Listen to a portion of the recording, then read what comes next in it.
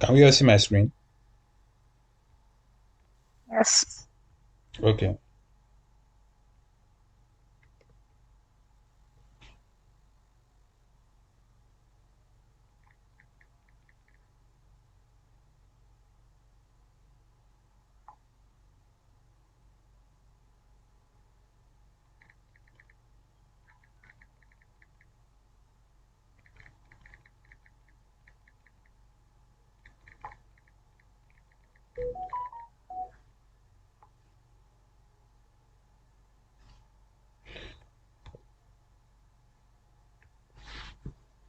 Okay. So, Dr. Miriam,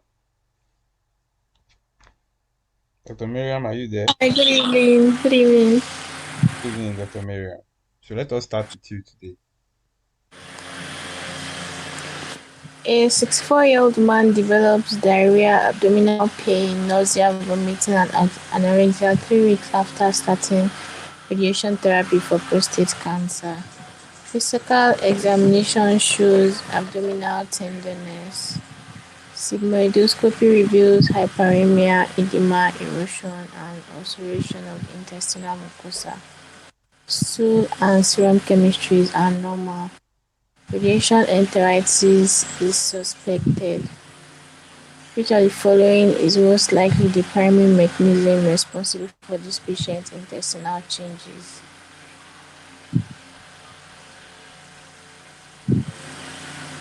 Radiation enteritis.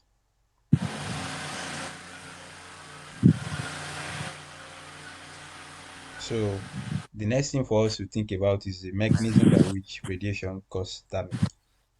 So, do you remember what we said about radiation? What they do to the body? Okay. Generation of free radicals. Yes. So, So that would be A. yeah, so that's one thing we always want to remember. Okay. Radiation causes radiolysis, radiolysis.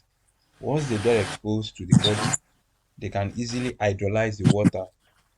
H2O, they can split it to O, OH minus and H minus, hydrogen and hydroxyl free radical that can easily attack all the body structures, the protein, the DNA, the lipids, and the other structures. So they are there to cause lipid peroxidation. They can cause cross-linking of the proteins. They can damage the DNA, they can break the DNA. So when they do all these things, protein damage, DNA damage, they can trigger death by which pathway? Anybody? Um, Okay, Dr. Vominas, I'm still with you. Dr. Miriam, I'm still with you. Death through which pathway?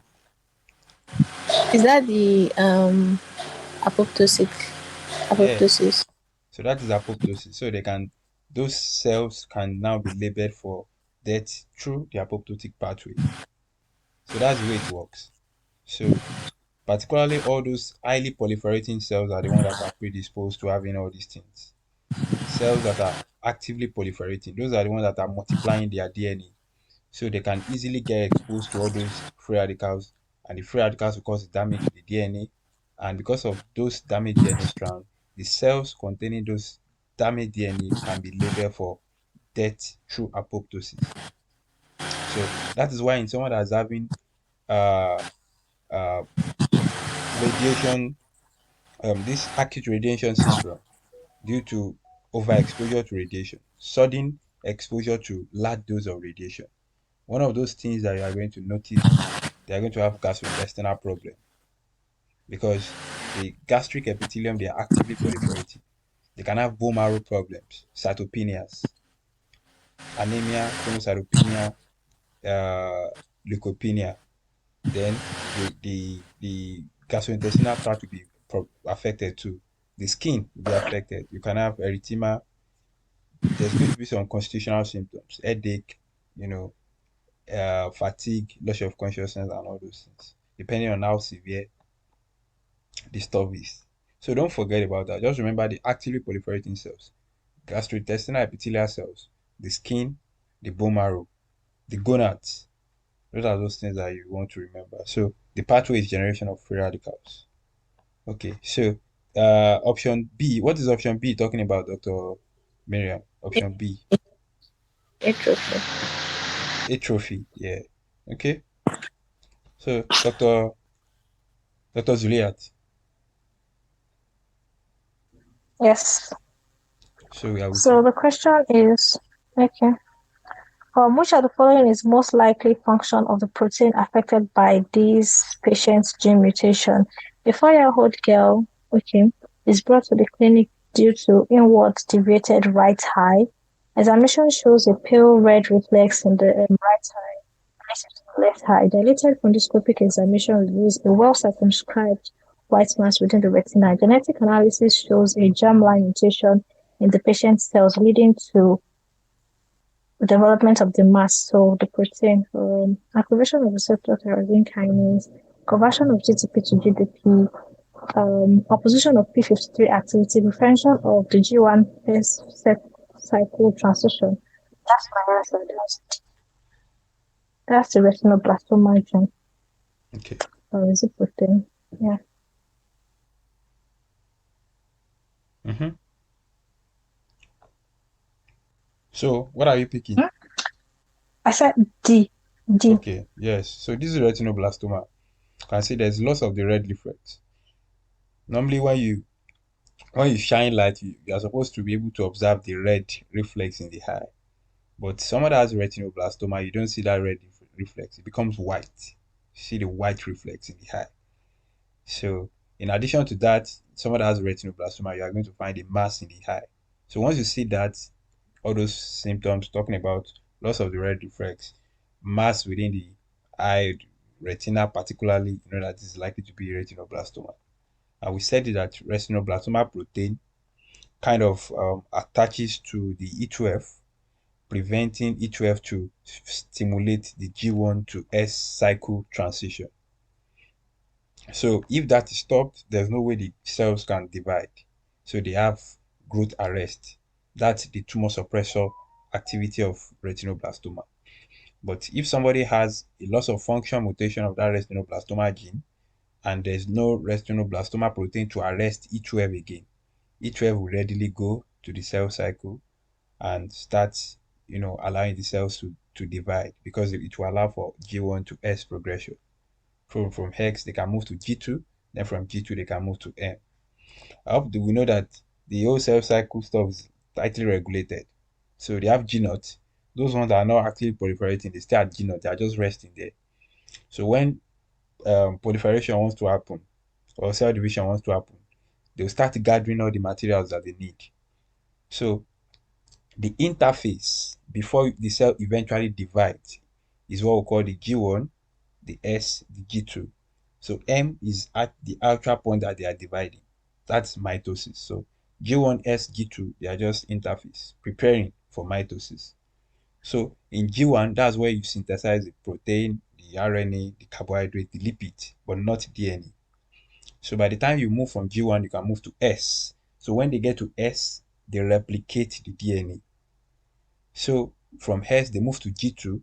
Predominantly, what is happening at G2 is just ATP formation, ATP synthesis. Then from G2, they enter the mitotic pathway. That's when they now divide into two daughter cells. So then the cycle continues like that.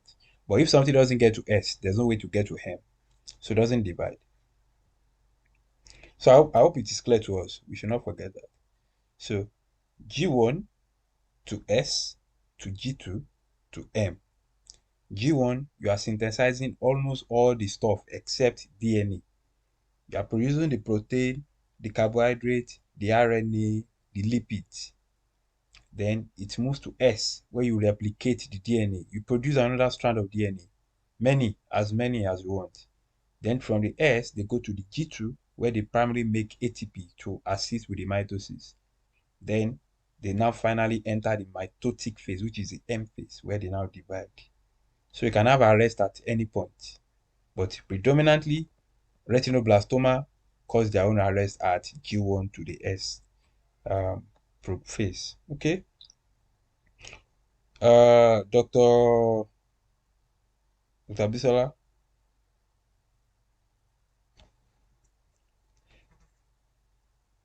is Dr. Bisola there? Dr. Toby.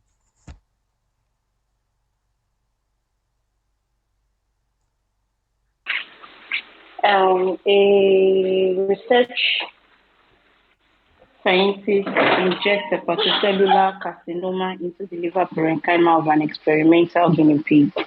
Serial observation shows that the tumor cells progressively proliferate and eventually the parenchyma to form a large mass. After some time, malignant cells begin to penetrate the vascular basement membrane to gain access to the circulation. During the process of basement membrane invasion, expression of short-chain substances is most likely to be increased in the patient. Metalloproteinase. Okay, so you've asked this question before. Then you I'm like the Dr. Baba Wale targeting. no. Now, actually, you notice that I called Dr. Abisola initially. Yeah, I called you because you didn't respond. So the yeah, I guess. the reason why we are, although icadenic is also important for invasion, yes, but the reason why the answer is metalloproteinase is that they said which of the following substance is most likely increased. If there's increase in icadenic, do you guys think they will invade? No, Doctor it's Doctor loss No. of. It will be more of like taking ground within the tumor. Like there will be more. What's the word? It's No, loss of That's why they are malignant. resulting. no. See, this is the question, Doctor Toby. It will What be I'm saying is tightened. The cells will be tightened. There will not be exactly. space for metalloproteins to Oh, work. that's true. That's it's You when get. cadherin is low. Yeah, Yeah, yeah, I so it get has to your be low. question now. For you to have that, it has to be low. But here they are saying which of the following is increased. So that is why you must also watch out for Icaderi. If they say that the cell has this problem, there is process of basal membrane invasion and all those things. They now said expression of which of the following substance is most likely to be decreased in the tumor cell. You will have gone for Icaderi, not metalloproteinase, because it's like a phase, it's like a spectrum. They have to separate first because of loss of activity of icadherin. They descend down to the basal membrane. Then they now employ the activity of their metalloproteinase to degrade the basal membrane so that they can get out. Yes. So that is, but it is actually the activity of this metalloprotein that is most important because that's the one that actually makes them invasive. So that is that. Uh, Dr. Kenne.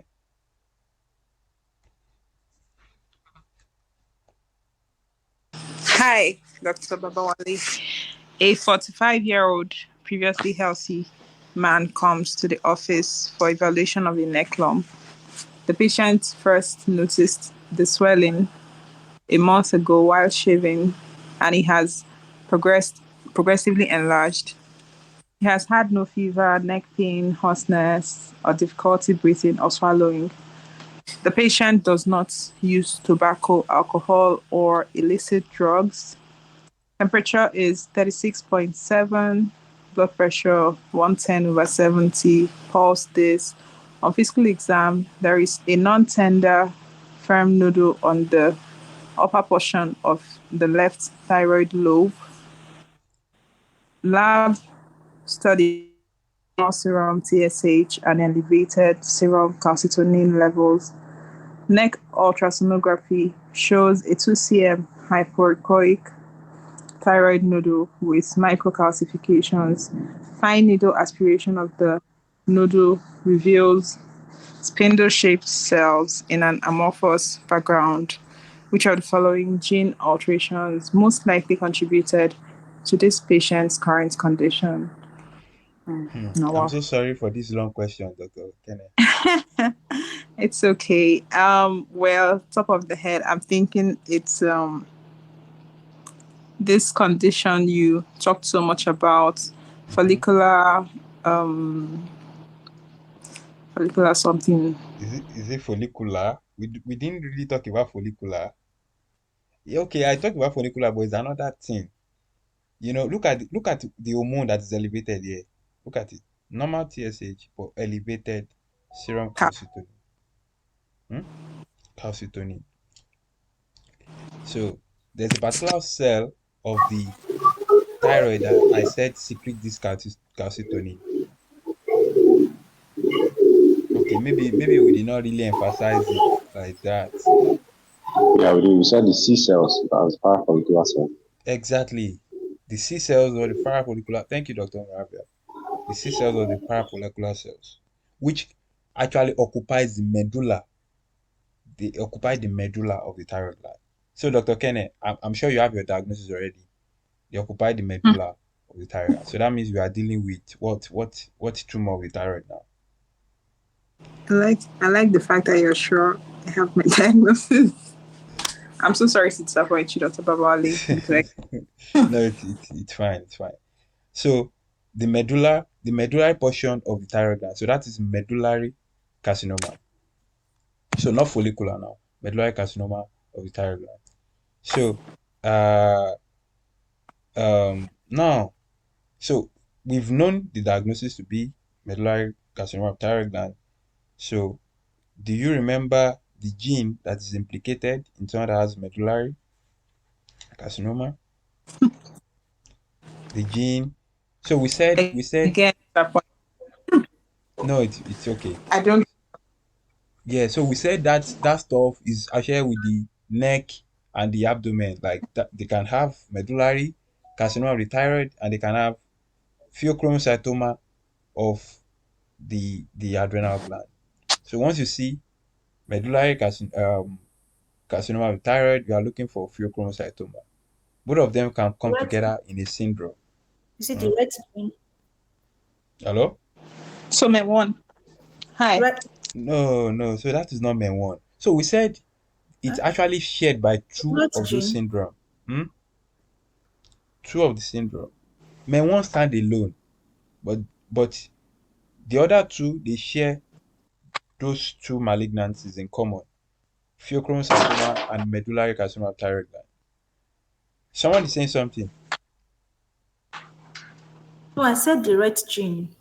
Yes. So what is the syndrome?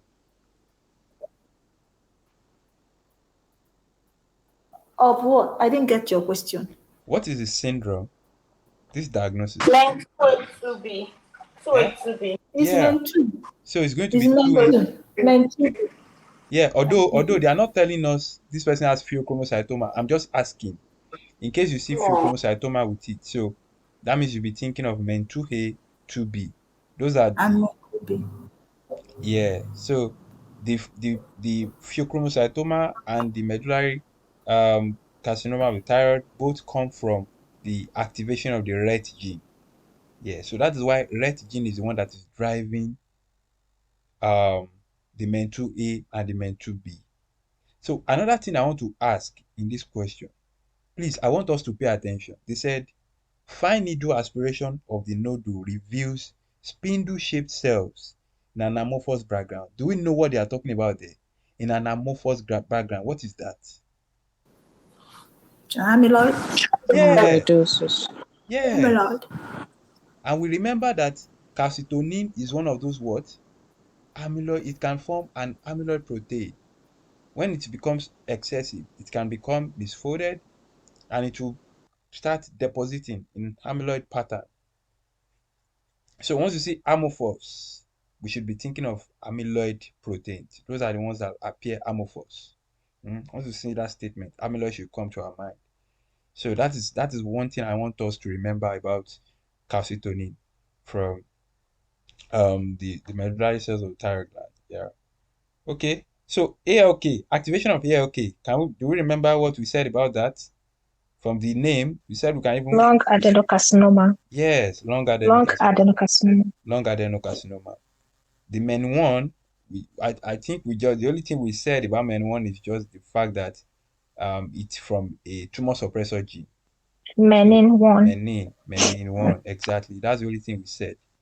We are going to talk about the features of the MEN1, MEN2, and all those things later when we do. And I just don't want to bore with a lot of although they are simple, but I just don't want to bore us with that information then. So inactivation of P53, what is that?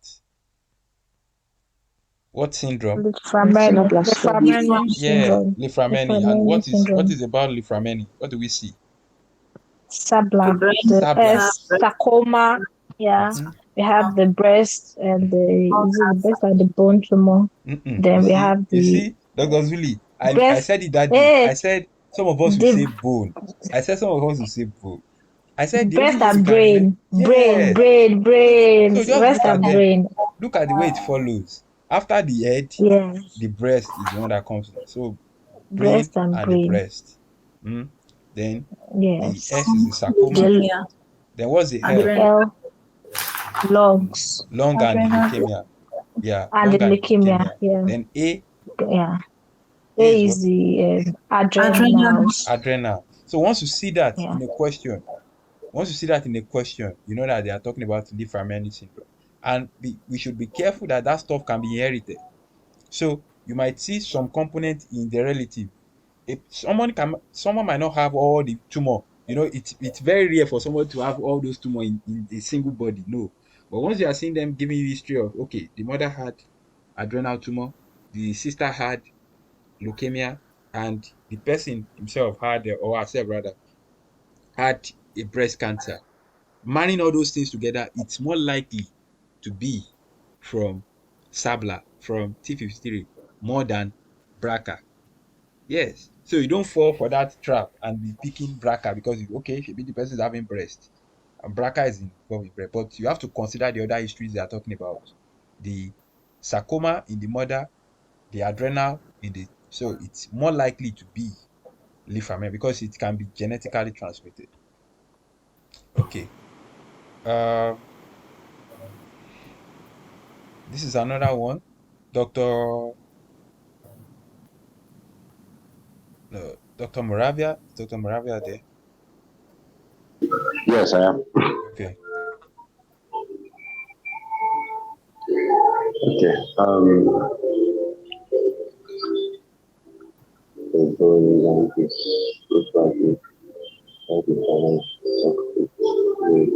a 74-year-old woman comes to the emergency department due to 2 days of leg pain, left leg pain, and numbness. She has a history of atrial fibrillation and hypertension. Her left lower limb is stale and cold to palpation. The atrial Doppler ultrasound shows an occluding thrombus, and the left femoral embolectomy is performed.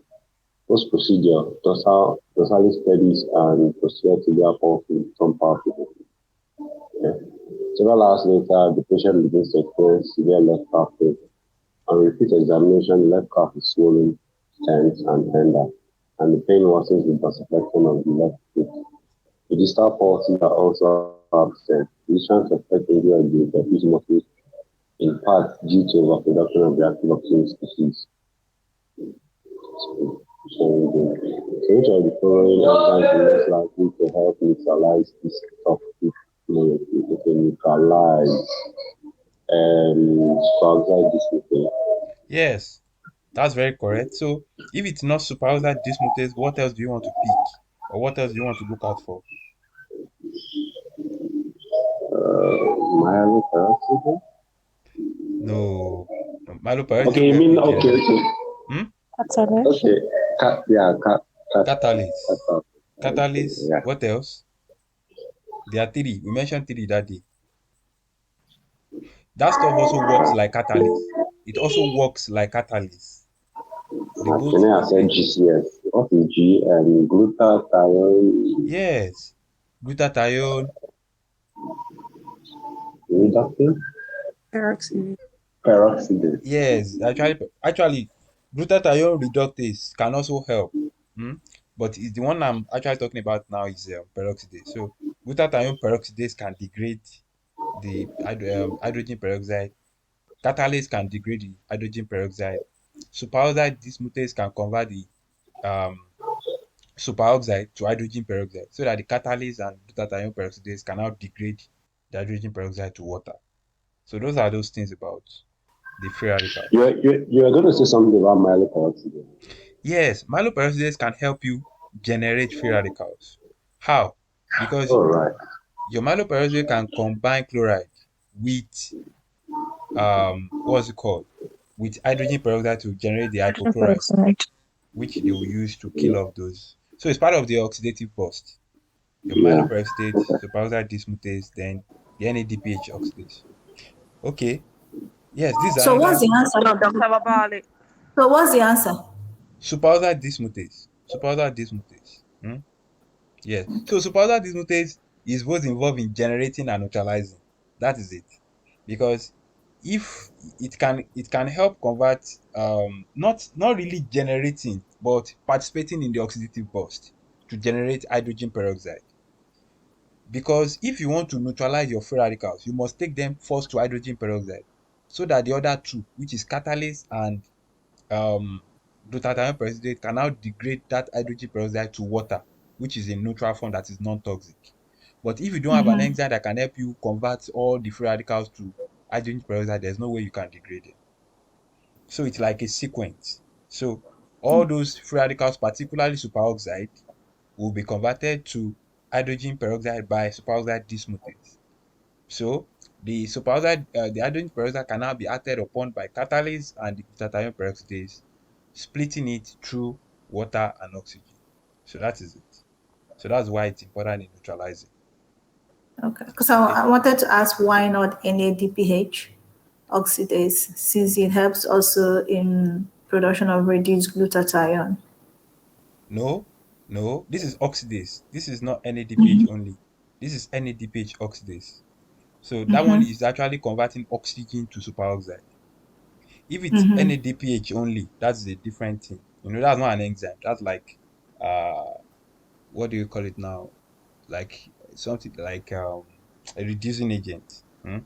So Yeah, but it helps in production of what do you call it again? Glutathione, reduced glutathione. no, like this is NADPH oxidase. Oxidase. So the function of that is to convert oxygen to superoxide, which is generating free radicals. Okay. If they are Oh, talking about NADPH only, maybe NADPH like a reducing agent, it can yeah, help you yeah, yeah, reduce. yeah, Yeah. yeah. All right. so Dr. Babali, so basically what you're saying is that NADPH oxidase and myeloperoxidase are involved in the generation of free radicals, but not in the neutralization. Is that it? Very correct. Very, very Okay. correct. That is it. Okay. Okay. And then what does cytochrome oxidase do? Cytochrome oxidase is just one of those enzymes in the mitochondria that helps in this electron transport chain. So that's Okay. what they do. All right. Some of them, Thank you. they will also help in generating free radicals. The pathway to generate all these free radicals, there are many. There are a lot of them. So yeah. Okay. So there's another one, Dr. Should I call now? Dr. Paulette. Dr. Paulette. Dr. Anne should be getting ready for the next one. Yeah. Okay, Dr. Paulette. So, moldy grains in some regions of China contain a substance that causes a specific G to T mutation in gene P53. The population in this region is expected to be at an increased risk of which of the following disease? Lung cancer, infectious diarrhea, dilated liver, congenital hypothyroidism, osteopancreatic cancer. Okay.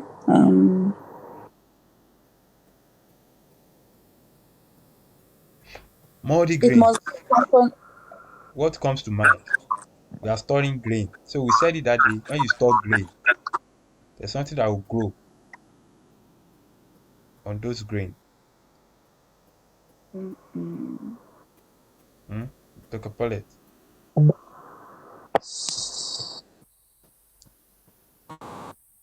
I Dr. don't know if Paulette. I'm here. I don't You think can't remember. I can't remember. I don't think I was in class that day. Okay. So what grows on multigrain? Anybody? Aflatoxin. Yeah, so aspergillus will grow, and the aspergillus will now produce aflatoxin. So those aflatoxin can cause this G to T mutation in P53, and it predominantly affect the liver. So that's what it affects. So they are going to cause Okay. hepatocellular carcinoma. So Dr. Paulette, watch out for hepatocellular carcinoma with respect to consumption of moldy grains, because those moldy grains contain aspergillus, which will now produce the aflatoxin that will induce this mutation in P53 gene, leading to liver cancer. So the risk is very high, particularly when they have chronic hepatitis B infection with it. So there's high tendency that the person will develop hepatocellular carcinoma from that. So Okay. infection from moldy grain, liver cancer. Don't forget. Hmm. Okay. Dr. Babawala, I have a question. So with regards to that moldy grains, yeah.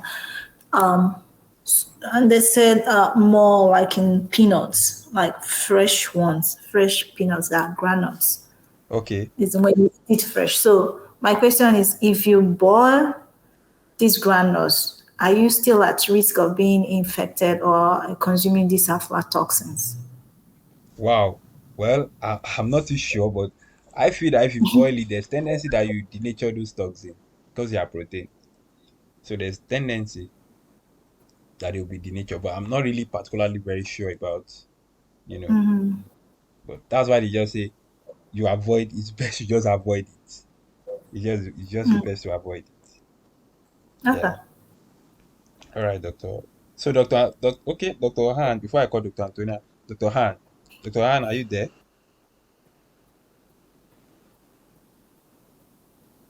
Okay. So I'm not sure Dr. Han is there. Dr. Antonia can take this. Wow. A 53-year-old man comes to the emergency department due to severe heartburn and difficulty swallowing for the last few weeks. He has had mild to moderate heartburn for several years and has tried weight loss, elevating the head of his bed while sleeping, and several months of proton pump inhibitor therapy. Other medical problems include hypertension and hypothyroidism. Temperature is 36.7 degrees centigrade. Blood pressure is 130/80 millimeter mercury. Pulse is 78 beats per minute, and respirations are 16 beats per minute. BMI is 25 kg meter squared. Physical examination is unremarkable. An upper GI endoscopy is performed, and esophageal biopsy shows columnar epithelium with interspersed goblet cells. A similar adaptive responses can be seen in which of the following scenarios? Bronchial epithelial cells in chronic cigarette smoker, epidermal cells in patient with psoriasis, melanocytes in a large irregular mole, myocardial cells in a patient with aortic stenosis, skeletal myocytes after prolonged immobility. In following scenario, bronchial epithelial cells in chronic cigarette smoker. What do you think is happening here?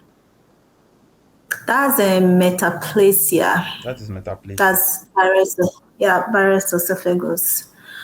I'm expected to have the same thing in smokers in their airway, supposed to move from the bronchial epithelial cells to stratified squamous epithelial cells in chronic cigarette smokers. No, are you sure?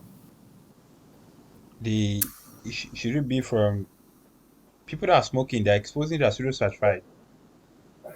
So it's going to be changing from, people that are, okay, let me hear what you said again. I just want to hear the. Yeah, I mean, like in their airway, Mm-hmm. it will be the epithelial lining will be changed to squamous cell. Exactly. So that is it. It's It going will to change to change squamous cell. to squamous cell. So it's going to change from the normal pseudostratified columnar epithelium to squamous cell. So that is it. So you are going to have that change, bronchial epithelial cell change in the lung in someone that has a chronic smoking history.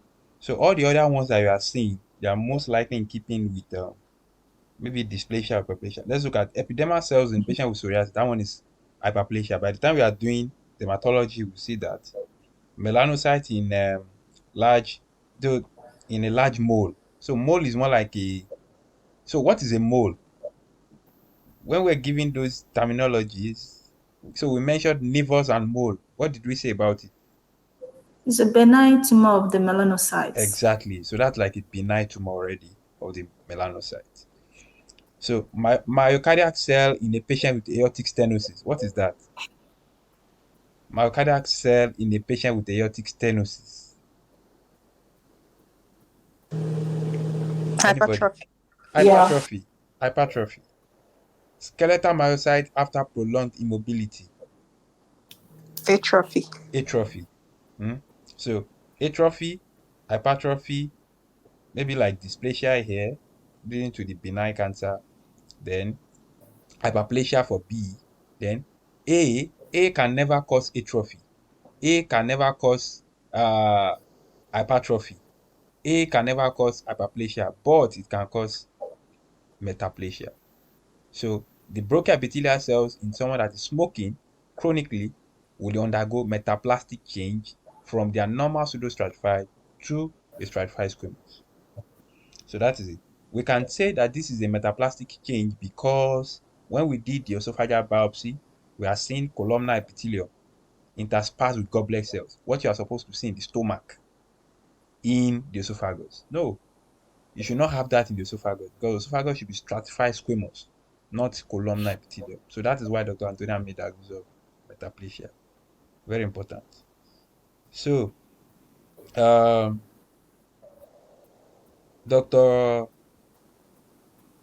Francois. Oh, how can I miss Dr. Francois? Dr. Francois. Hi, I'm here. Okay, it says the cells identified by the special immunohistochemical stain are shown to overexpress a 185 kD glycoprotein that spans the cell membrane and has tyrosine kinase activity in the intracellular domain. Which of the following is the most likely function of this protein?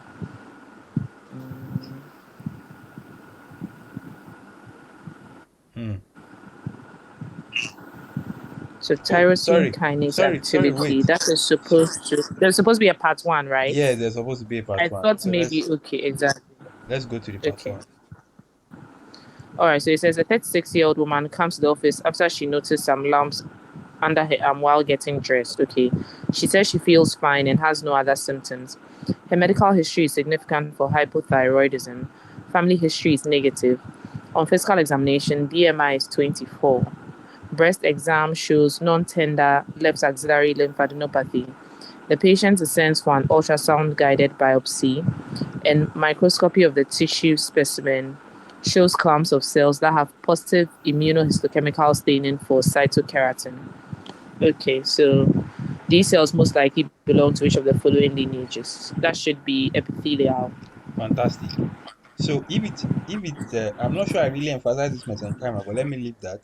If it's neuroendocrine, what would they stain for? Neuroendocrine cells.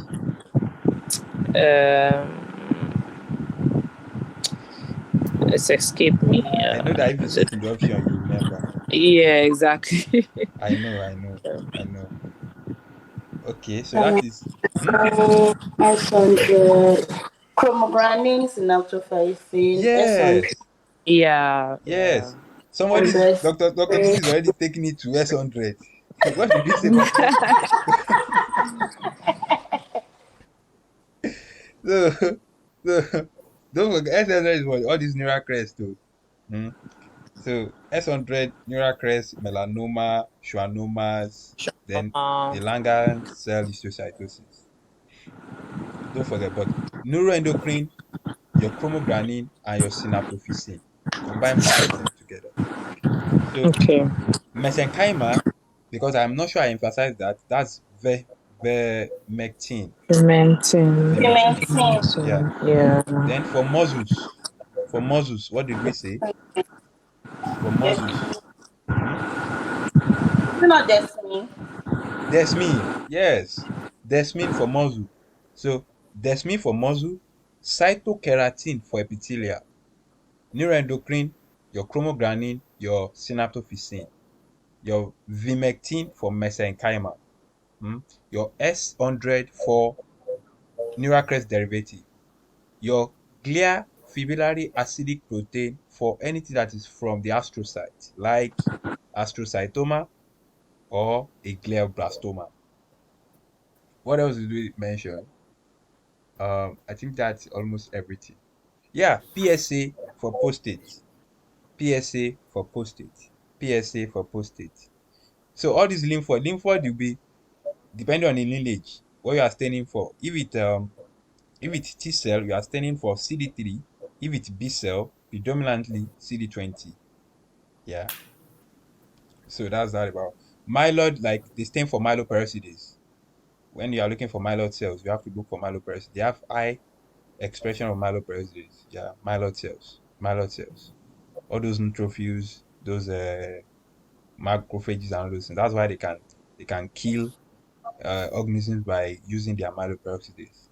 Okay, so having addressed that, so Dr. Francois, we still want to continue the two by two, the this the second question, Dr. Francois, we still want to continue. Yeah. Yeah. I think someone wanted to ask something. Okay. All right. So it says the cells identified by the special immunohistochemical stain are shown to overexpress a 185 kD glycoprotein that spans the cell membrane and has tyrosine kinase activity in the intracellular domain. So which of the following is the most likely function of this protein? Tyrosine kinase activity, that should, I think that activates cell proliferation. Yes, that is it. Accelerates cell proliferation. Yeah. Yes. This diagnosis is actually breast cancer. It's breast Yeah. cancer. So now some people might be tempted to go and pick sex hormone receptor. No, because the receptor that is typically experienced someone that has a breast cancer, most likely is going to be the HER2. That's the one that has the tyrosine kinase activity because they said it has tyrosine kinase activity in the intracellular domain and it spans the membrane. So it means that it is a receptor tyrosine kinase active because it spans it. If it's a cytosolic or a non-receptor, it will not have that transmembrane component. It will just be in the cytoplasm. So that's what we have to look out for. And when we are dealing with all these things with non-receptor tyrosine kinase activity, we are thinking about the hematopoietic cells. So we are thinking about the JAK2, the JAK start, the JAK start that we talked about relating to polycythemia and all those things. Then you also want to remember the BCR, ABL rearrangement. Those are the ones with non-receptor tyrosine kinase activity. But once you see that tyrosine kinase activity is spanning the membrane, is likely to be coupled to the receptor. And this is breast cancer again. And the one we said for breast cancer is what? HER2. Yes, which is human epidermal growth factor receptor 2. So what it does is just to drive cellular proliferation. It does not act as a sex hormone receptor because people with breast cancer can also express progesterone receptor, estrogen receptor, which can act as a sex hormone, but they don't have this tyrosine kinase activity. So that's why we have to be careful about that. Okay. So Dr. Babali, you're saying that if it was either progesterone or estrogen, then the receptor would be intracellular, but Cellular. not spanning the domain, That is very not correct. spanning the cell membrane. So it That is very becomes Dr. Francois. intracellular, I don't know if you right? remember. Maybe I don't know where we talked about it. We said steroid hormones. Steroid Yes, hormones, yeah. they have their receptor where In in the cytoplasm. cytoplasm. Yeah, they have to Yeah, penetrate because they are lipid soluble. They can access the cell yeah. membrane to get inside the cell. They don't need to be binding to the exterior. So all these Okay, peptide hormones, they can actually work by binding to their receptors on. But once you are a steroid hormone, you go straight to the cytoplasm or even the nucleus. They don't stay right. internally. So that's Okay, thank you. Which one would govern interstellar binding? Sorry, just the C. I'm wondering So which. gathering intracellular binding, that one is likely to be all these ICAM, those ones that Oh, okay, mediate all those attachments. ICAM, right. PCAM, and all those things. Those are the I intracellular binding. can. Okay, thank you. Cytokine release, that one can be anything. Maybe all this c-kit or something, But c-kit will not be implicated in what's it called? Impressive. Mediate endocytosis. All those clatrins, all those things that we talked about in biochemistry then. Do you remember the clatrins? I know I've forgotten that. Well, we'll brush it up. We'll brush it up. It's Okay. about, are you recording?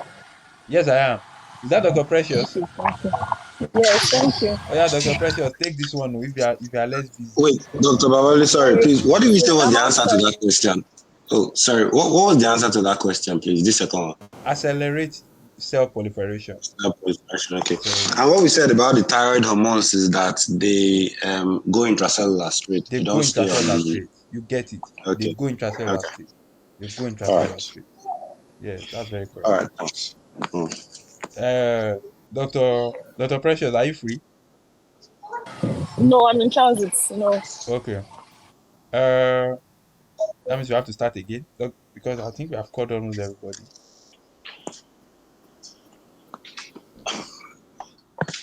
Uh, okay. So Dr. Zuliat, Dr. David, is Dr. David free? Yes. Okay. Dr. Zuliat. Okay. So, rats subjected to chronic inhalation exposure of formaldehyde develop nasal squamous cell carcinoma. Decreased activity of the following genes is to be found on cytogenic studies of tumor cells. So the person developed nasal squamous cell carcinoma. Formaldehyde. Formaldehyde is a form of chemical, right?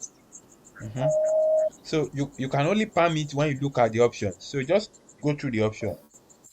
So PCR ABL unlikely. RAS, skin virus cause what's it called? The colon cancer. That's not likely. Heartbeat. I can't remember what that one is called. 53 for many unlikely. NMIC. That's what that process the pocket lymphoma. Wait, NMIC. I think MIC is one for the body lymphoma. MIC is for the neuro. What's it? Okay, so I think because I am not so sure now. I'm eliminated E, I'm eliminated G, I'm eliminated A, I'm between B and C. I'm eliminated B also, so I think I'll go with. So hello, Dr. Zuliat. So I see. Look at the question. Decreased activity of this gene is causing Decreased this activity. cancer. So that means, I'm coming. So that means that it must be like a tumor suppressor gene, You get it. right? That is it. So if it's a tumor suppressor gene, okay, that will be D. Exactly. So in the other ones, they are oncogenes. So decreased That's activity of true. those I didn't oncogenes take it. can never cause a tumor. Yeah. So Okay. that's So just a way yeah, to figure thank out you. that. It's very straightforward. Yeah. That's what they are testing here. That's what they are testing here. Yeah, I was doing WhatsApp. I was trying to look for the cancer and see associated gene. Yeah, but that wasn't working. So yeah, thank you. Sorry, 1 minute.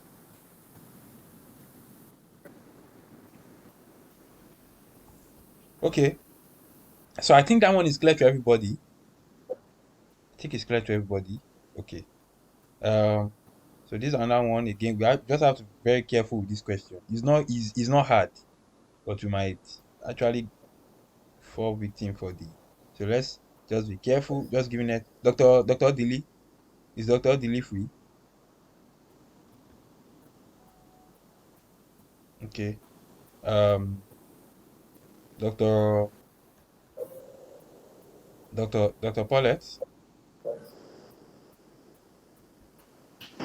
Yeah, I'm here. So, a 27-year-old woman comes to the office for a health maintenance examination. The patient has no chronic medical condition and no family history of cancer.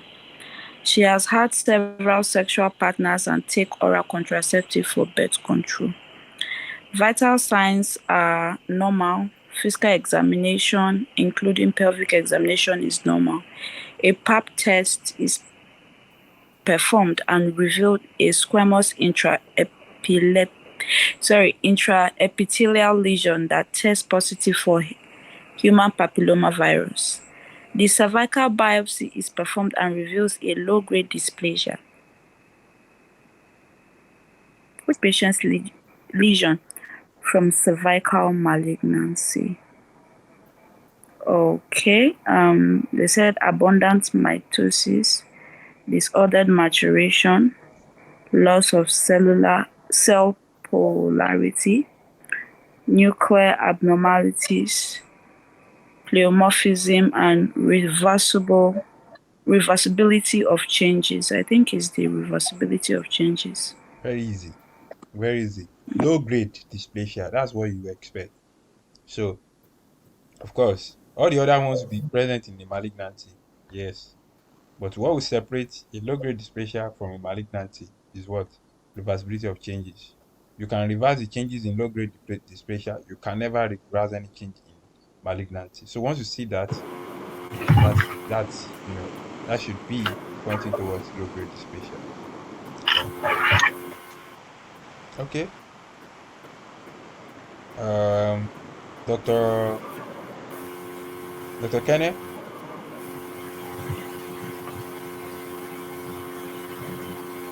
Hi. A 50-year-old man scheduled to undergo a colonoscopy for routine colorectal cancer screening. He has no gross blood in the face.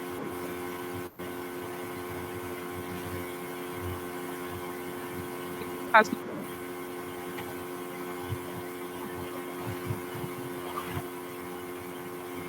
the have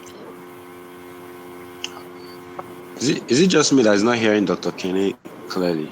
I think it's a uh-oh. general problem. I think it's a network. Sorry. Can you hear me now? Log out. Log back in.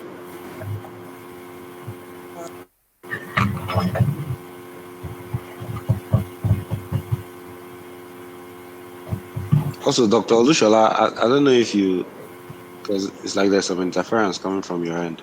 All right.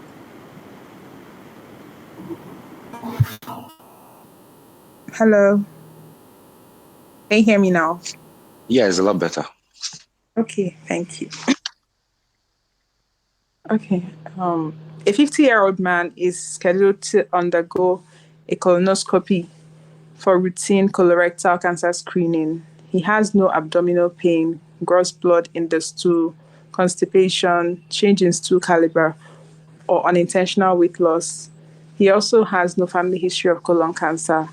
The procedure is uncomplicated, but the patient is found to have a small mucosal lesion about 1 cm in his sigmoid colon. The lesion is biopsied and its histology is shown in the image. Okay. You can scroll down, please. I hope you can hear me now. Yes. Okay. You can scroll down so that the pathogenesis of this patient's lesion most likely began with a mutation involving which of the following genes? Okay.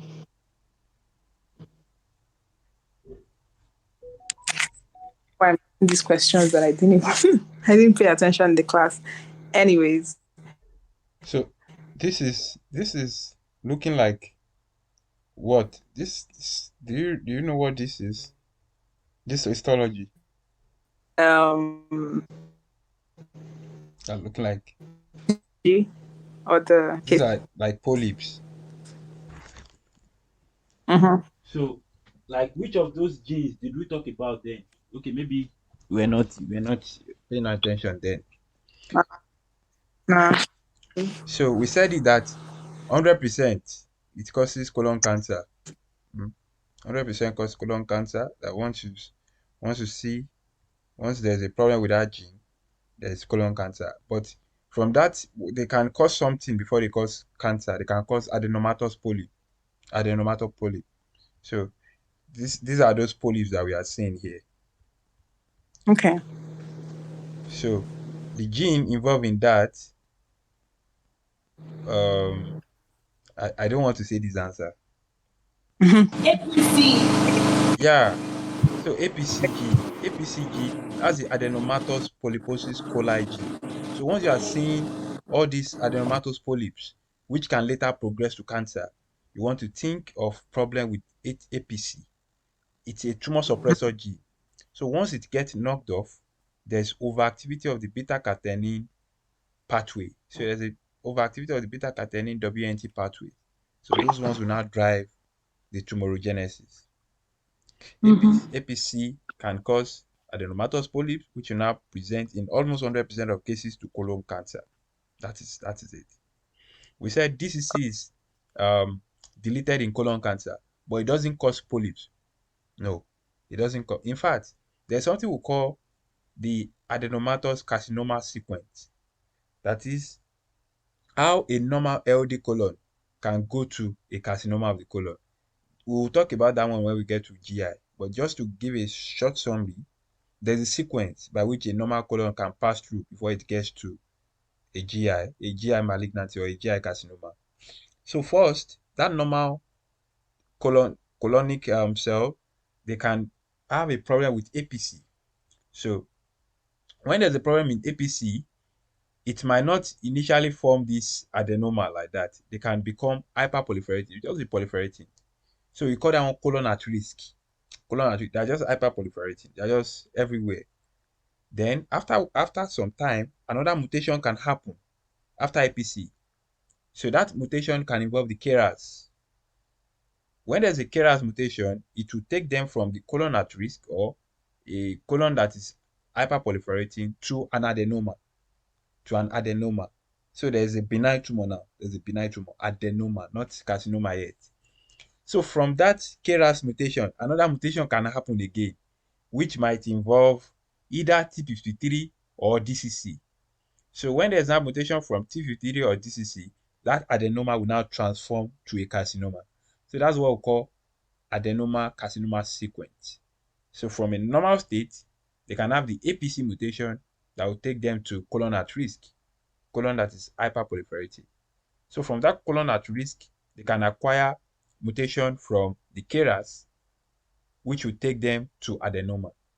So from the adenoma, they can now acquire mutation involving the DCC or T53 that will now take them to carcinoma form. That is one sequence. In some people, APC problem might not go through that word. APC mutation will just cause them to be having polyps. Numerous polyps, thousands of polyps. Then from there, they start developing to carcinoma straight up, without going through the sequence. So it's two things that APC can cause. It can participate in the adenoma carcinoma sequence, or it can just cause chromosomal instability that will just lead to polyps and cancer straight up. That is it. So we should remember that for adenoma. So once you are seeing polyps, you are thinking of APC, polyps. So all these things we are seeing here, they are the polyps, the adenomatous polyps. Okay. Dr. Wawali, Yeah. Yes, the histology is also an adenoma. Polyp is an Yes. adenoma. Adenomatous polyps. So that means, in that case, that means there is a way they can frame this question that the answer will be KRAS too, Abi? How? Because I'm thinking that if they say the pathogenesis of this patient's lesion most likely began with the mutation, they say began. Mhm. What if they said the immediate one that led to the Okay, presentation? okay, that could be another way. So, uh, if it's already a cancer, then now they can say that which of the following mutation finally led to cancer. So you'll be looking for DCC or Okay. TP53. But if it's one that is in between, maybe they can just fill in the box. They can just create 3 box and just, That's put. not even what I'm saying, as in what finally led to the polyp. Yes, I get what you are saying. You So are it trying to will be talk about the KRAS in that. sequence. You are talking about the No, sequence. it should be discipline. It should be Abi? clear. Hello? I'm talking about the I sequence. think what Dr. Ushila is trying to say is that the mutation that happens after APC before it finally progresses to the cancer proper. I think probably like the A62 stage. Is that what you're saying? Yes, I know. I know. What I'm now saying is that, the one that caused the cancer is what? T53 or Yeah, I'm not DCC? even talking about the cancer yet, though. I'm still talking about this adenoma. That Eh. two mutation has happened before we finally have the adenoma. Mm-hmm.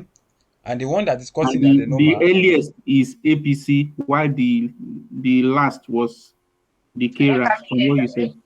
No, the yes. last. Okay, yeah. See, don't let us confuse Okay, I ourselves. get what Don't he's let us You saying. get confuse what I'm ourselves. This saying? is it.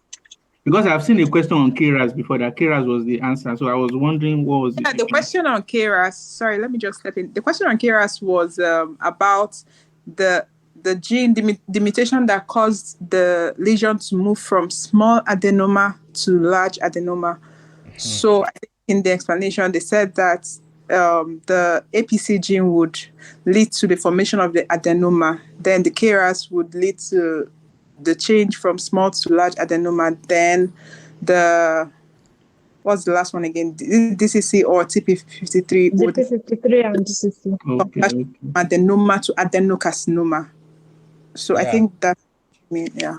Yeah. So it can work like that. Different school of Yeah. thought. They also I think put it. They it's also what you put. as Eh? well You at the said? end, Baba. I think it's in keeping with what you explained. It's just like different Yeah. ways of Yeah. explaining. So what the point is, what I just want to emphasize that we must remember that it is 3 checkpoints. So once you're able to delineate the 3 checkpoints, you'll be able to know where to fix them. The one that is starting is APC, in the middle KRAS, then the ending TP53 or DCC. So if you are saying there are 3 checkpoints, which is what? Small adenoma, big adenoma, and carcinoma. So you already know that the small adenoma will be what? APC. The big adenoma will be KRAS. Then the final cancer will be TP53 or DCC.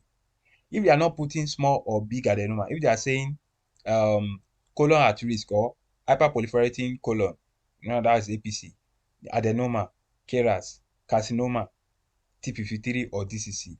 So once you're able to establish your 3 checkpoints, you'll be able to figure out which one to pick. So that is it. So COX-2 is also somewhere. COX-2 can be placed within you can put it with KRAS or with APC. We don't exactly know where it is there, but we know that it also participates in that sequence. So if you give somebody COX-2 inhibitor, it can actually help with treatment it can help with the progression of all this adenoma or this hyperproliferating colon at risk 2 carcinoma, because it's also involved in that sequence, COX-2 activity. So that is that. Okay. So this is another one that is just similar to that. It's more like the same thing. It's more like the same. So the answer here too will be loss of functional APC protein. It's more like the same question. Okay, this is another one. Babawale, Yes. please, I didn't get the difference between the APC question and the KRAS question. Hmm. How you I differentiated don't them? think I don't see it will be confusing. That's what I'm saying. Just stick with the 3 checkpoints, that you have 3 checkpoints. So the first one can be when it is going from normal to hyperproliferating stage. Then from when it is proliferating abnormally to adenoma, then adenoma to cancer. Do you get? So when it's moving from normal to the colon at risk is just increasing they are just increasing. There's increase in the proliferative rate. That is APC. So when it's going from increased proliferative rate to adenoma, that is KRAS. When it's going from adenoma to carcinoma, that is TP53 or DCC. Those are the three checkpoints. Some questions can also give you that one is moving from small adenoma to big adenoma. But you must always remember that there's a final step, which is what? Which is the carcinoma. So you'll be able to figure out where to put all those things, because there's a final step which is from the large adenoma to carcinoma, and there's a second step which is what? Small adenoma to big adenoma, and there will be a first step which is from normal to small adenoma. So regardless of what they are even saying, once you're able to delineate your three checkpoints, you will know where to put them. One precedes the other. Do you understand my point, Dr. Miriam? Yeah. Yeah. Okay. So this is another question, Dr. Toby. Please, I'll pass. I'll take the next one, please. Okay, Dr. Muravia. Yeah, a 32-year-old 32-year-old woman comes to the office for evaluation of a breast lump. She noticed the lump a few months ago, but thinks it might be getting larger. The patient has a history of right lower limb amputation at the age of 17 due to osteosarcoma. The patient's mother died of an adrenal tumor, and her younger sister died of leukemia. Okay. Examination of the left breast shows a 5 cm firm immobile mass with irregular borders. Which of the following gene mutation is the most likely etiology of this patient's condition? D, TP53. Answer D, TP53. Yes. So this one, let's look at it. No. Are you sure? Okay. Yes. TP53. So it's like Sablabi. Woman comes for breast lump and had amputation for sarcoma. So the patient had already had osteosarcoma. Yeah, so this is, and the mother had adrenal. So this is Sabla TP53. I hope it's clear to everybody. Hello? So Yes. let's take it again.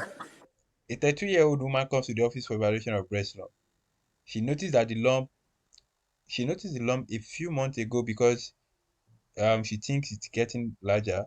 The patient has a history of right lower limb amputation for osteosarcoma. So there's a background osteosarcoma before. Then the mother of the patient died of adrenal tumor, and the younger sister died of leukemia. So they are trying to complete the Sabla stuff for us. So and we know that the gene for Sabla is T53. Okay. Dr. Miriam.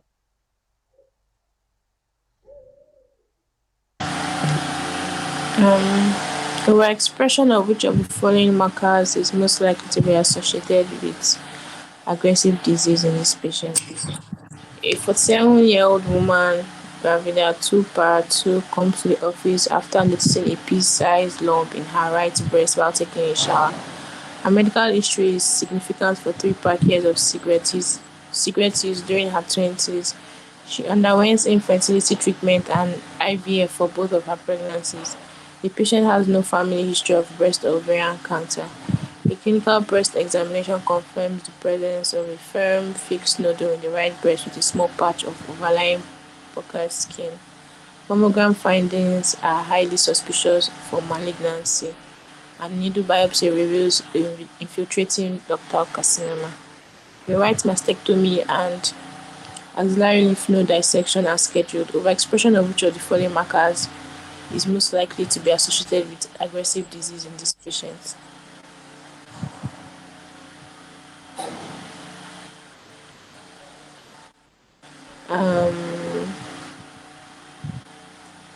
Breast cancer.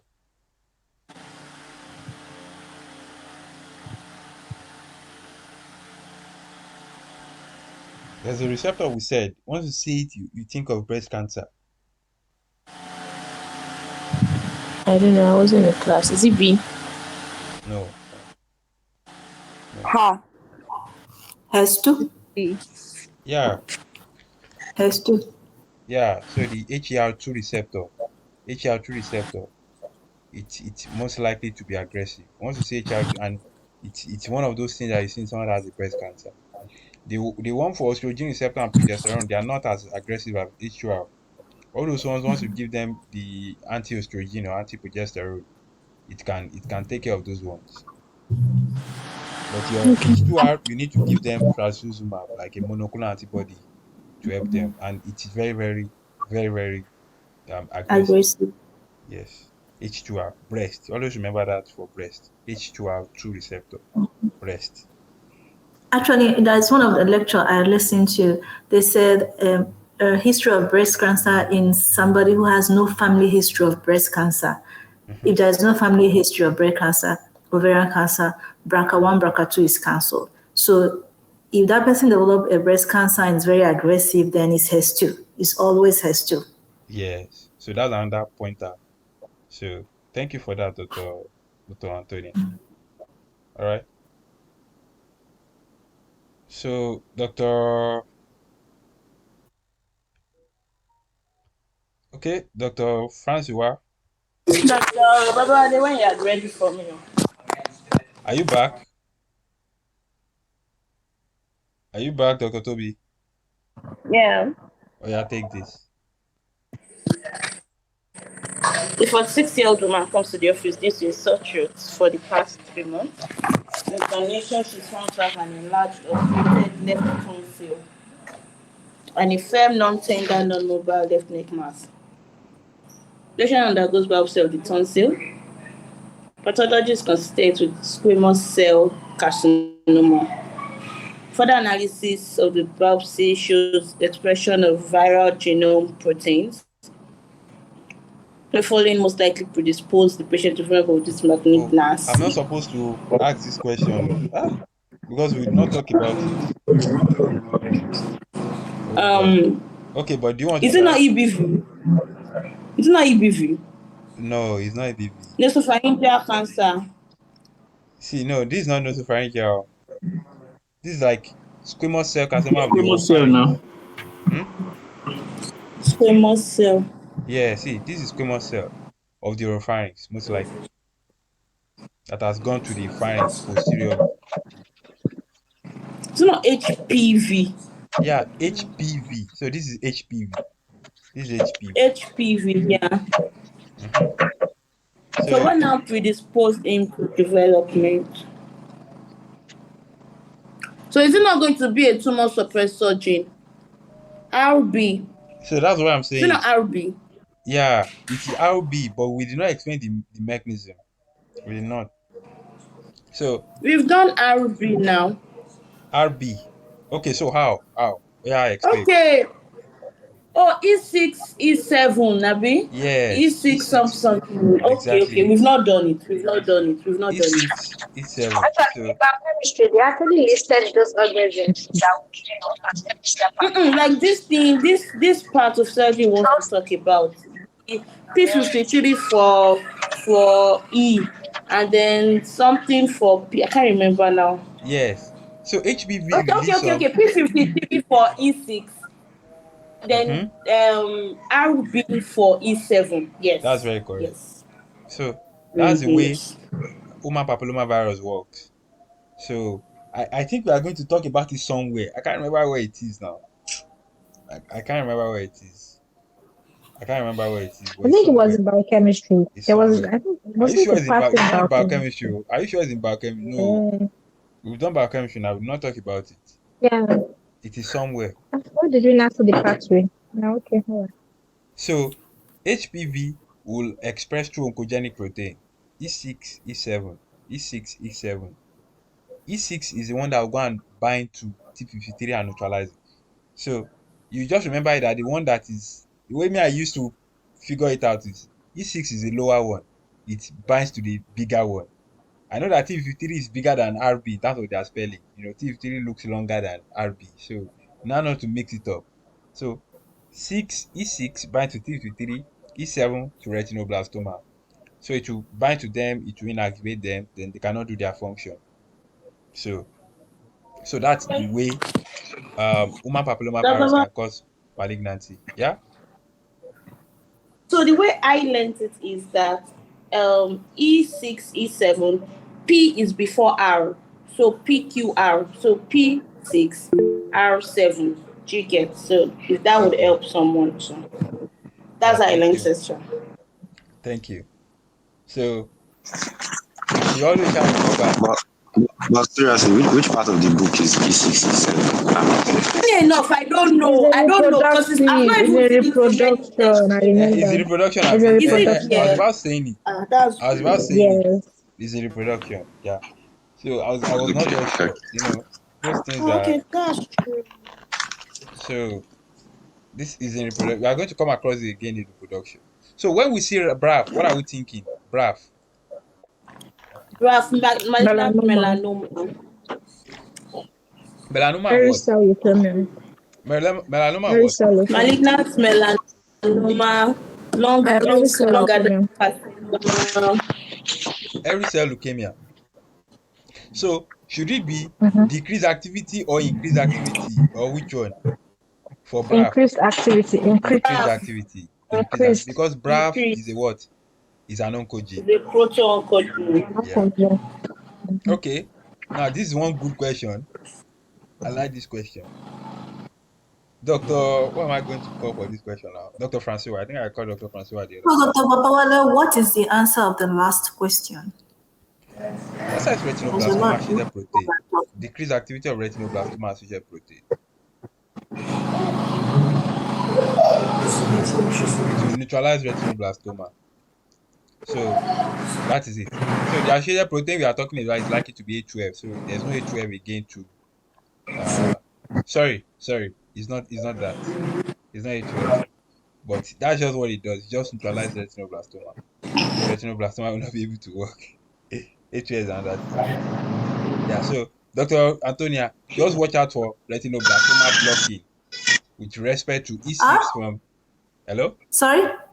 I said what? Watch what? Just watch out for blockage of retinoblastoma from E7.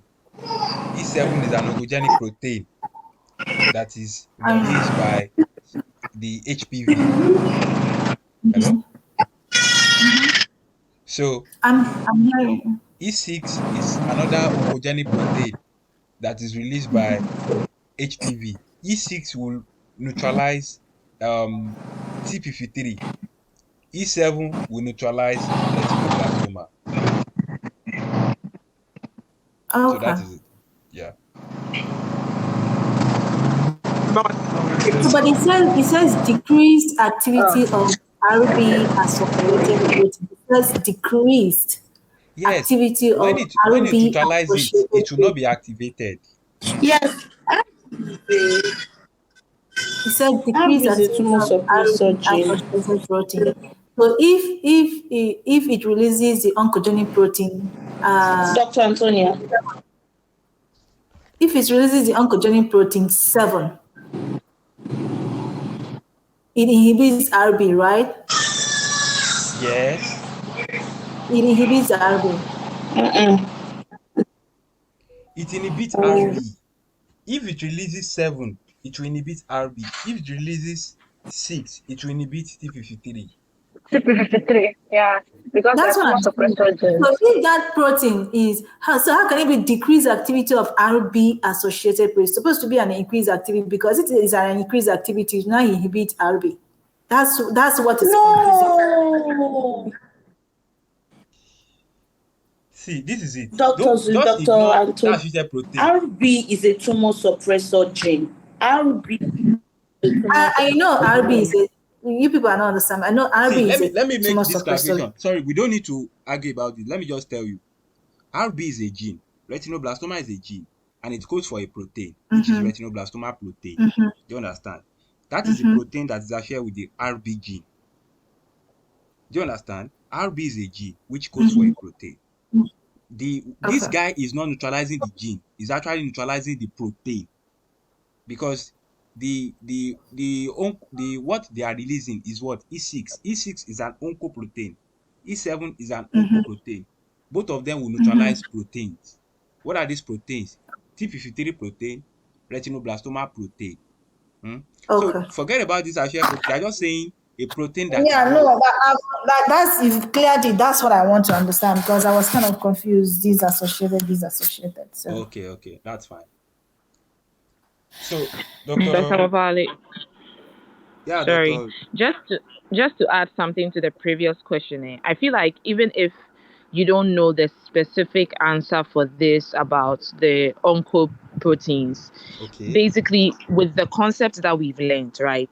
We know that when it comes to malignancy, it's either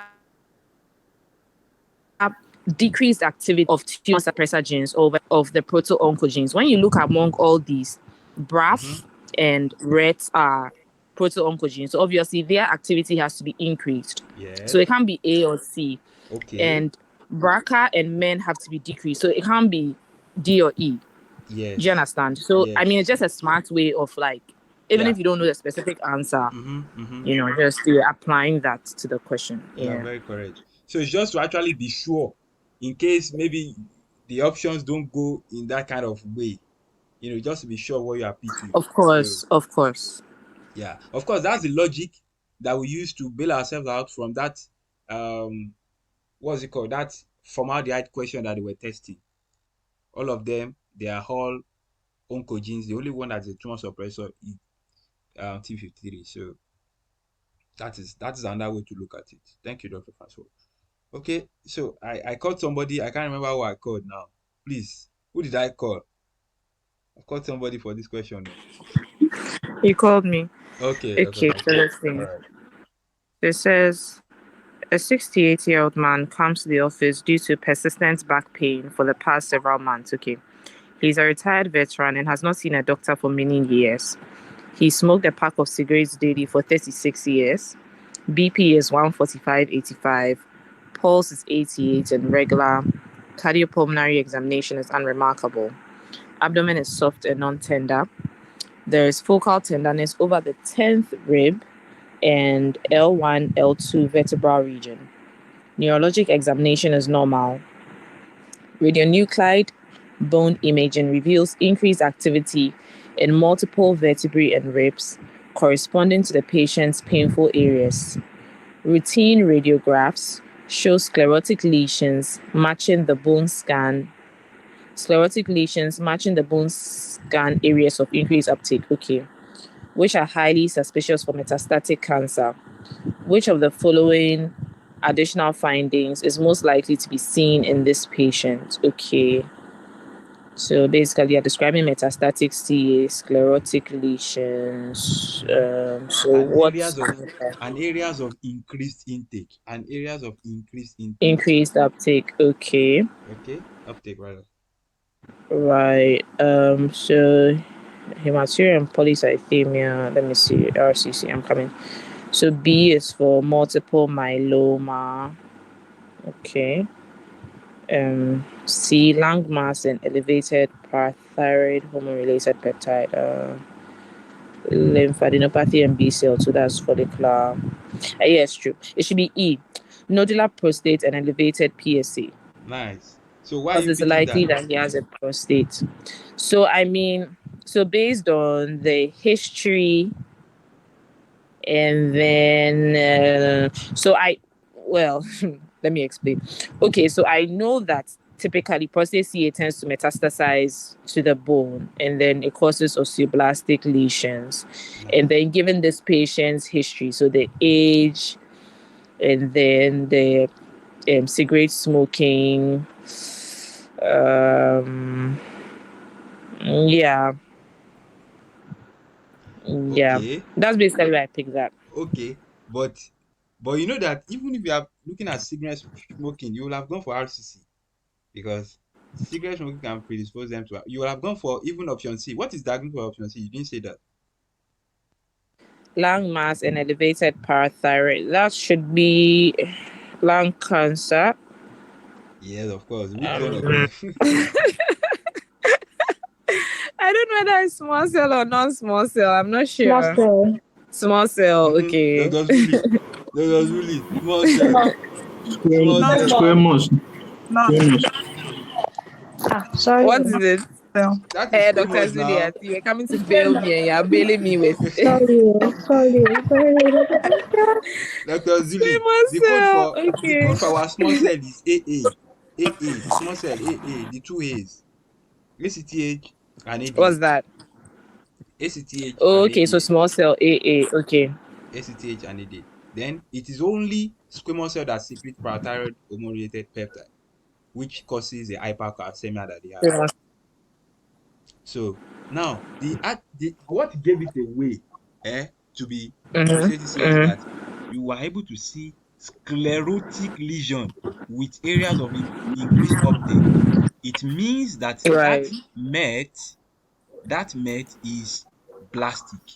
And we said in blastic, Yes. they are synthesizing new bones, but it's weak. Right. And you are going to see areas of sclerosis. That is it. If it's lytic, there's going to be increased lucency of that bone. You are not going to see sclerotic lesion. Yeah. And there's not going to be increased uptake because they are not synthesizing Yeah. anything.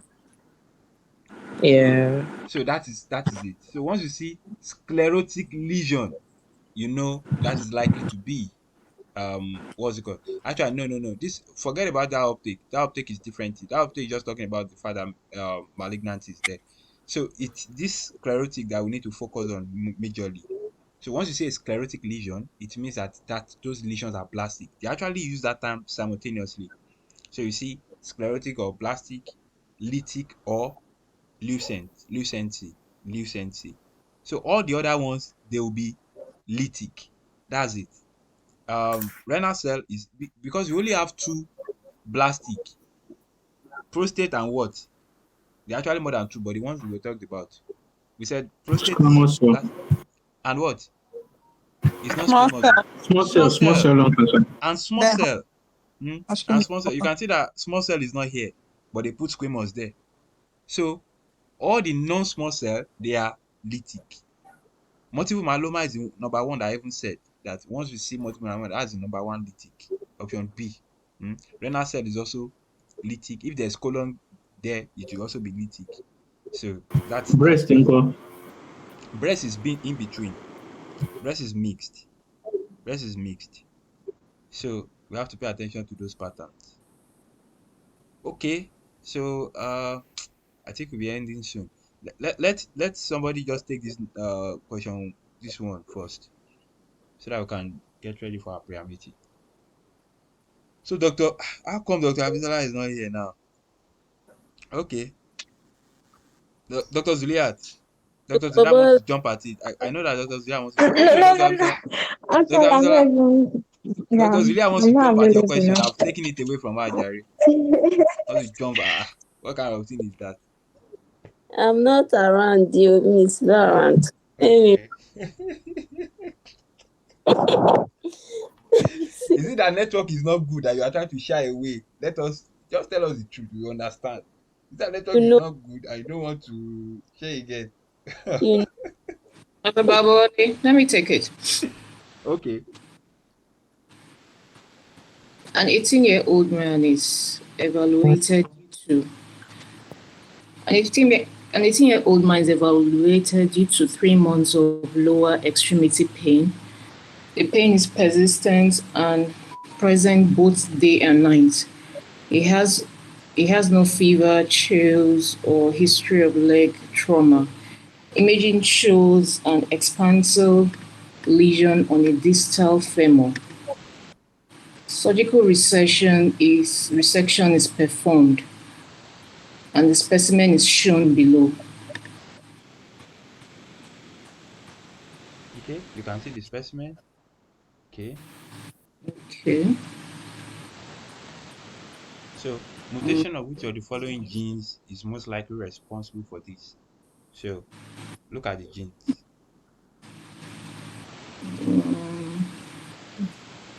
Okay. That should be RB. Nice one. What's your diagnosis? Osteosarcoma. Very easy. So, osteosarcoma, the bone pain, the bone mass, and of course we are seeing bone. So that is retinoblastoma straight up. Okay. Let's do. We're almost done. We're almost done. So Dr. Zulia, I take this one now.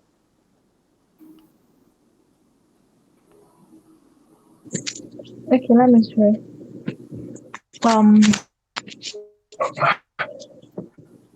This patient is most likely inherited a mutation in a gene normally responsible for which of the following processes.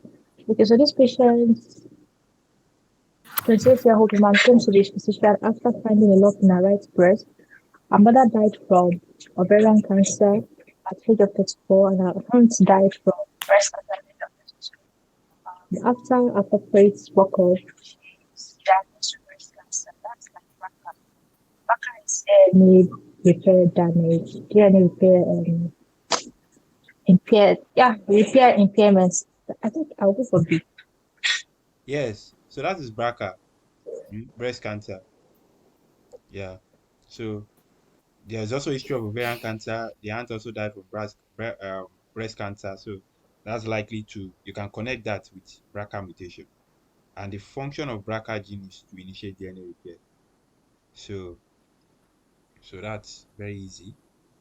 Dr. Moravia, or is there anybody I've not called again? Okay, Dr. Moravia. Okay. Question. Substances like blood vessel development. A 34-year-old woman comes to the office due to vague abdominal pain over the past several months. She has no significant past medical history. The patient does not use tobacco or alcohol. Temperature is 36.7. Physical exam, right upper quadrant fullness is present. Liver.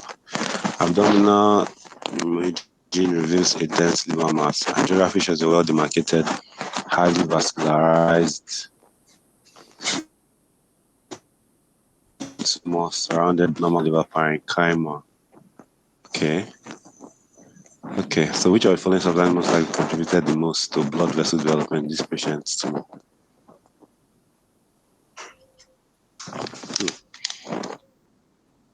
This is a I said it that day. You don't fall for the name. Yeah. It's not actually by the name. It does something else. I said it. So this is blood vessels. Okay. I vaguely remember. It's not C. It's not.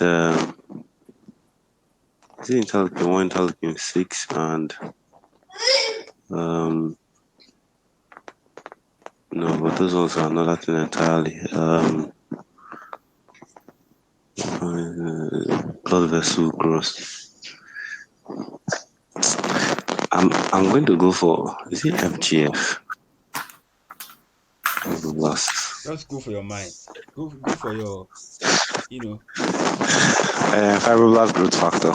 Yeah, fibroblast growth factor. Epidermal growth factor only helps in epithelialization. Once that wound is damaged, you want to cover it again. Epithelialization, epidermal growth factor. It should just bring in the epithelial cells. They can cover the wound. But the one that is primarily involved in angiogenesis is what? Fibroblast growth factor. That's why I said it that means that although it can attract fibroblasts though, but the major thing it does there is angiogenesis. Because they will not put the other ones there. Platelet derived and transforming growth factor beta. Those ones can do the two. Angio and attracting fibroblasts. But fibroblast growth factor is majorly angiogenesis. So that's why B is the answer here. Okay. I think this is the last one. So Dr. Kenny. Now I think you're targeting me, Dr. Baba. No, I'm not targeting you. Wild. Oh, the ones that I know. Okay, let me just read the question to begin with. A 62-year-old man is evaluated for shortness of breath and episodic hemoptysis over the past 6 months. The patient also has over the same period without diet or activity level history and does not use alcohol or illicit drugs. BMI is 18. The patient appears hectic and temporal wasting and generalized loss of muscle mass. Chest X-ray reveals a large lung mass with mediastinal lymphadenopathy and pleural effusion. Which of the following cellular processes is most likely responsible for this patient's muscle loss? Okay, so, that sounds like atrophy. So that would be A. Yeah, covalent. Yes. So that's a very easy one. You see now, see that I'm not targeting you. Yeah. So that's very easy. I think that's all. So I think we are going to stop now, so we can attend our prayer. So do you have any question? Any question? Anybody? Any question? Any clarification? So next time we are meeting, we just quickly talk about the last one that is here, which is the pathologic changes in aging. I feel this part is very, very important because you see questions from them. You see questions from them. You can ask questions from them. So we really need to understand what is happening here. So the next time we are meeting, we just look for 1 hour to just take care of this. Then we are done with pathology. Okay, guys. So in the absence Thank of you. questions, we'll meet again on Monday by God's grace. Bye bye, everybody. Bye. Bye bye, boss. Thank you very much. Okay.